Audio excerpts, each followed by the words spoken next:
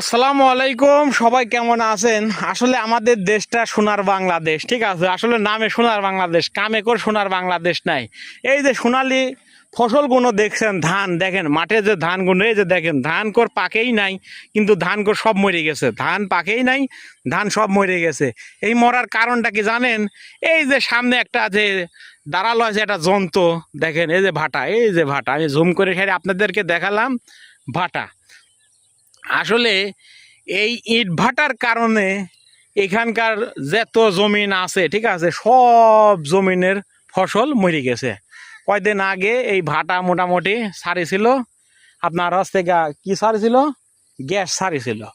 এই গ্যাস ছাড়ার কারণে এই ভাটাটা গ্যাস ছাড়ার কারণে এই যে ফসলি সব ধান দেখেন, প্রত্যেকটা ধানের মাথায় এই যে দেখেন ধানগুলো দেখেন, মানে এর ভিতর কিছুই নাই, ঠিক আছে, এর ভিতর কিছুই নাই।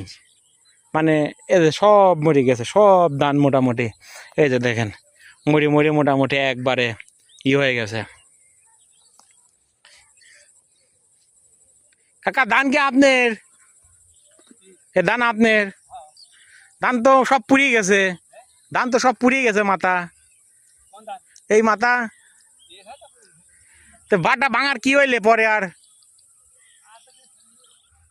তো দেখেন আসলে এই যে দেখেন ধানগুনি সব পড়ে মরি মরি গেছে, অর্ধেক পাহা অর্ধেক নুনা লাগা, অর্ধেক পাকা অর্ধেক মুনা লাগা। কারণে এই যে পুড়ে গেছে। কয়দিন আগে যে গ্যাস ছাড়ছিল, এই গ্যাস ছাড়ার কারণে সব ধান মোটামুটি মরে গেছে। তাহলে বলেন, আসলে কৃষকের কথা বলার কেউ নাই, ঠিক আছে। কৃষকের হয়ে যে কেউ কথা বলবে সেরকম কথা বলার মতন আমাদের দেশের লোক নাই। দেখেন ভাটাগুলো দাঁড়িয়ে আছে, ওই একটা চোং দেখছেন, এই একটা, এখানে তিনটা পাশাপাশি, ওই জায়গায় আর একটা ভাটা আছে। তা আসলে এরকম মাঠের ভিতর ভাটা বানানোর কোনো যুক্তিই আসে না, ঠিক আছে। কিন্তু তারপরেও এরা বানাইছে। আসলে প্রশাসন মোটামুটি দেখি সেরও না দেখার ভান করে, ঠিক আছে। কয়েকদিন আগে এই ভাটা যে পরিমাণ মানে আপনার এই ছাড়েছে, মানে কালো ধোঁয়া যেটা বলে গ্যাস, ঠিক আছে, এই গ্যাস ছাড়ার কারণে সব ধান মোটামুটি পুড়ে একবারে মোটামুটি হয়ে গেছিল।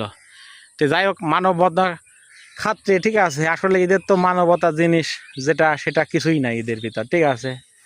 তা আসলে আপনাদের কাছে অনুরোধ, এই ভিডিওগুলো শেয়ার করবেন বেশি পরিমাণ, যাতে প্রশাসনের দৃষ্টি আকর্ষণ করে, ঠিক আছে, তারা যাতে এইসব ভিডিওগুলো দেখে সাইরে যে কোনো একটা পদক্ষেপ নেয়। সবাই ভালো থাকবেন, আল্লাহ হাফেজ।